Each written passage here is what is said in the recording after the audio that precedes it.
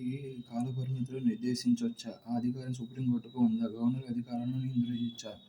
సర్వోన్నత న్యాయస్థానానికి 14 ప్రశ్నలు సంధించిన రాష్ట్రపతి. తిరుమలలో అత్యున్నత స్థాయి భద్రతకు కార్యాచరణ 14 ప్రవేశ మార్గాలపై నిఘాకు చర్యలు భద్రతా ఆడిట్ సమీక్షలో డీఐజీ. ఎస్ఐపిబి సమావేశంలో మాట్లాడుతున్న సీఎం చంద్రబాబు చేతుల్లో సీఎస్ విజయానందం, మంత్రులు అచ్చెన్నాయుడు, గొట్టిపాటి రవికుమార్, ఉన్నతాధికారులు. రాష్ట్రంలో 34,000 మందికి ఉపాధి. సీఎం అధ్యక్షతన ఎస్ఐపిబి సమావేశం. 19 ప్రాజెక్టులకు ఆమోదం. 33,000 కోట్ల పెట్టుబడులు. రాజధాని పనుల కోసం సీఆర్డీఏకు 2,100 కోట్లు. అతిపెద్ద విద్యుత్ పునరుత్పాదక కేంద్ర నిర్మాణ ప్రాంగణం యొక్క భూమి పూజ వేడుక. 4.8 గిగావాట్ల బ్యాటరీ శక్తి నిల్వ వ్యవస్థ. అనంతపురం, 16 మే 2025. రైతుల భూముల్లో మళ్లీ జలసిరి.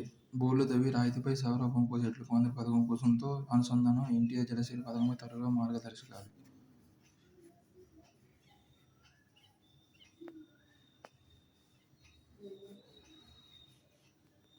కాకినాడలో తొలి కంటైనర్ ఫ్రైట్ స్టేషన్. 5,000 కంటైనర్ల లోడింగ్, అన్లోడింగ్ సామర్థ్యంతో ఏర్పాట్లు.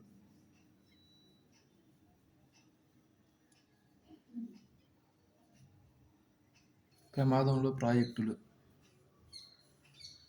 జాతీయ ఆనకట్టల భద్రతా చట్టం 2021 నిర్దేశిస్తుంది. మరమ్మతులు, మట్టి కోతలు, లీకేజీలు ఇలా అన్ని వివరాలతో ప్రతి డ్యాముకు సంబంధించి ప్రత్యేక డేటాబేస్ను నిర్వహించాలని కేంద్ర జలశక్తి శాఖ నిరుడు మార్గదర్శకాలను విడుదల చేసింది. వీటన్నింటి సారాంశం ఒకటే: యావత్ దేశ సాగునీటి, తాగునీటి, విద్యుత్ అవసరాలను తీరుస్తూ కరువులు, వరదల నియంత్రణలో ప్రధాన పాత్ర పోషించే ఆనకట్టలను కంటికి రెప్పలా కాపాడుకోవాలని. ఆట్కర్ను వంటి కీలక బహుళ అర్ధసాధక ప్రాజెక్టులతో డ్యాములన్నీ సురక్షితంగా ఉన్నాయా? వాటి నిర్వహణలో నిర్దేశిత భద్రతా ప్రమాణాలు పాటిస్తున్నారా అంటే అవును అని ఖచ్చితంగా చెప్పలేనని దురదృష్టకర పరిస్థితులు దాపురించాయి.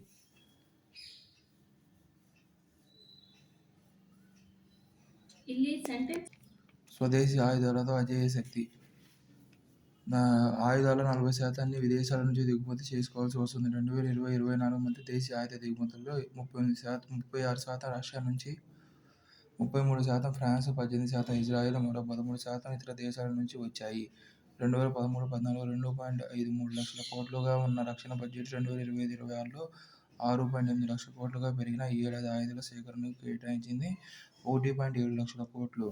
దేశంలో మొదటి నుంచి 16 ప్రభుత్వ రంగ రక్షణ సంస్థలు ఆయుధ ఉత్పత్తి చేయబడుతున్నాయి. ఇప్పుడు వీటికి తోడు 430 లైసెన్స్డ్ కంపెనీలు, 16,000 ఎంఎస్ఎంఈలు ఆయుధాలతో పాటు విడి భాగాలను తయారు చేస్తున్నాయి. 2023-24 చివరి నాటికి దేశీయ రక్షణ ఉత్పత్తి విలువ 1.27 లక్షల కోట్లకు చేరింది.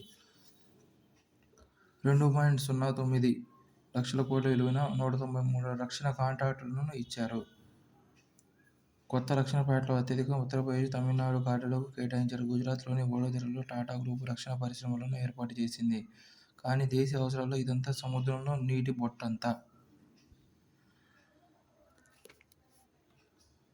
2,500 ఆయుధాల పరికరాలను ఇప్పుడు సొంతంగానే తయారు చేసుకోగలుగుతున్నాం. మరో 310 రక్షణ ఉపకరణాల స్వదేశీకరణ ప్రయత్నాలు ఊపందుకున్నాయి. ప్రభుత్వం మొత్తం 36,000 ఆయుధ పరికరాల విడి భాగాలను దేశీయంగా ఉత్పత్తి చేయడానికి ప్రైవేటు పరిశ్రమలను ఆహ్వానించింది. ఆయుధ ఉత్పత్తిలో 2032 కల్లా స్వయం సమృద్ధం కావాలని భారత్ లక్ష్యిస్తుంది. అది నెరవేరితే దేశ జీడీపీ పెరగడమే కాకుండా దండిగా ఉపాధి అవకాశాలు అందివస్తాయి.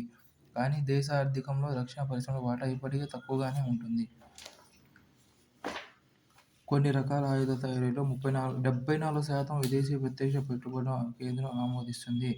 భారత్లో కార్మిక, ఇతర వ్యయాలు కూడా బాగా తక్కువ కాబట్టి S-500 క్షిపణి చేతక వ్యవస్థలను స్థానికంగా తయారు చేయడానికి రష్యా సిద్ధంగా ఉంది. సరైన ప్రమాణాలు పాటింపుతో భారతీయ ఆయుధాల నాణ్యతలో సాటిలేని పని నిరూపించాలి. దేశీయ పారిశ్రామిక ఉత్పత్తి ఆశించిన స్థాయిలో పుంజుకోకపోయినా ఆ లోటును రక్షణ పరిశ్రమల ద్వారా పూరించాలి.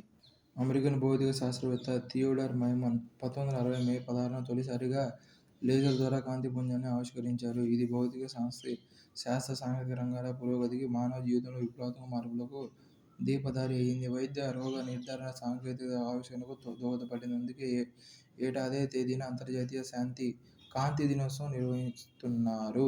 భౌతిక శాస్త్రంగా ఫోటోనిక్స్ అభివృద్ధి చెందాయి. ఈ రెండు మానవాళి. ఆప్టిక్స్, కాంతి తరంగాల భౌతిక శాస్త్రంగా ఫోటోనిక్స్ అభివృద్ధి చెందాయి.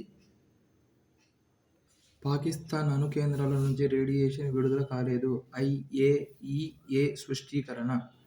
కిరాణా హిల్స్‌పై భారత్ దాడి చేసిందనే వాదనలను ఎయిర్ మార్షల్ ఏకే భారత్ ఇప్పటికే తోసిపుచ్చారు. జూన్ 8న శుభాంశు శుక్ల రోదసీ యాత్ర భారత వ్యోమగామి శుభాంశు శుక్ల రోదసీ యాత్ర జూన్ 8న ప్రారంభం కానున్నట్లు యాక్సియం స్పేస్ సంస్థ నాసా వెల్లడించింది. AX-4 మిషన్‌లో భాగంగా శుభాంశు మరో ముగ్గురు వ్యోమగాములతో అంతర్జాతీయ అంతరిక్ష కేంద్రానికి పయనం కానున్నారు. మే 29న వారు వెళ్లాల్సి ఉంది. సాంకేతిక కారణాల వల్ల యాత్ర వాయిదా పడింది. ఫ్లోరిడాలోని కెనడీ అంతరిక్ష కేంద్రం నుంచి స్పేస్‌ఎక్స్‌కు చెందిన డ్రాగన్ వ్యోమనౌకలో శుభాంశు బృందం రోదసీలోకి దూసుకెళ్లనుంది. భారత్ మామిడి డాలర్ల పంట అమెరికాకు పెరుగుతున్న ఎగుమతులు భారత్ నుంచి మామిడి ఎగుమతుల్లో ప్రస్తుతం 4వ స్థానంలో అమెరికా. త్వరలో 2వ స్థానంలోకి. ప్రారంభంలో ఎగుమతులు 1.45 టన్నులు. 5 ఏళ్లలో 2,130 టన్నులకు పెరుగుదల. అంతర్జాతీయ యోగా దినోత్సవ వేదికగా విశాఖ జూన్ 21న ముఖ్య అతిథిగా పాల్గొన్న ప్రధాని మోదీ. ఈ నెల 29 నుంచి 4 వారాల ప్రచార కార్యాచరణ. జూన్ 5 నుంచి వారం పాటు నియోజకవర్గాల్లో ప్రచారం. జూన్ 15 నుంచి విద్యాసంస్థల అవగాహన కార్యక్రమాలు. కేంద్ర ప్రభుత్వం సర్వోన్నత న్యాయస్థానం ముందు వ్యాజ్యం దాఖలు చేసింది. రాజ్యాంగంలో 143(1) అధికరణ కింద ఉన్న ఈ అధికారాన్ని అరుదైన సందర్భాల్లో మాత్రమే కేంద్రం వినియోగించుకుంటుంది. ఈ తీర్పు ద్వారా సుప్రీంకోర్టు తన అధికార పరిధిని దాటిందన్నది ప్రభుత్వ ఉద్దేశం. ఈ నేపథ్యంలో 14 ప్రశ్నలు లేవనెత్తారు. రాష్ట్రాల శాసనసభలు ఆమోదించిన బిల్లులను తమ పరిశీలనకు వచ్చినప్పుడు రాష్ట్రపతి లేదా గవర్నర్ ఏం చేయాలో రాజ్యాంగంలోని 200, 201 అధికరణలు నిర్దేశిస్తున్నాయి. వాటిని అనుసరించి బిల్లుల్ని ఆమోదించే లేదా తోసిపుచ్చే అధికారం ఉంటుంది. 200 అధికరణం ప్రకారం బిల్లు గవర్నర్ పరిశీలనకు వచ్చినప్పుడు సాధ్యమైనంత త్వరగా దానిపై అభిప్రాయాన్ని ప్రకటించాలంటున్నది. దేశంలో అపరిష్కృత వ్యాజ్యాల సంఖ్య త్వరలోనే 6 కోట్లకు చేరబోతుంది. దేశంలోని 1,330 జైళ్లలో 90 కారాగారాల్లో సామర్థ్యానికి రెట్టింపు సంఖ్యలో ఖైదీలు కిటకిటలాడుతున్నారు. వీరిలో అత్యధికులు విచారణ ఎదుర్కొంటున్న వారే. జనాభాలో ప్రతి 10 లక్షల మందికి కేవలం 15 మంది జడ్జిలు ఉన్నారు. 40 ఏళ్ల క్రితమే 50 మంది ఉండాలని సిఫారసు చేసిన మంజూరైన 21 పోస్టులు కూడా భర్తీ కావడం లేదు. ఒంగోలు ఐఐటీ పాయే రావెన్ రాయుడు క్యాంపస్ ఎత్తివేస్తూ ఉత్తర్వులు పట్టించుకోని జిల్లా మంత్రులు, ఎమ్మెల్యేలు, ఎంపీ ఆందోళన చేస్తున్న విద్యార్థులు, తల్లిదండ్రులు. అమెరికా ఉత్పత్తులకు భారత్లో జీరో టారిఫ్. ఇండియానే ఈ ఆఫర్ ఇచ్చింది. సంచలన ప్రకటన చేసిన ట్రంప్ అలాంటిదేమీ లేదని స్పష్టం చేసిన భారత్. ఇండియాలో ఐఫోన్లు తయారు చేయొద్దని యాపిల్కు ట్రంప్ సలహా.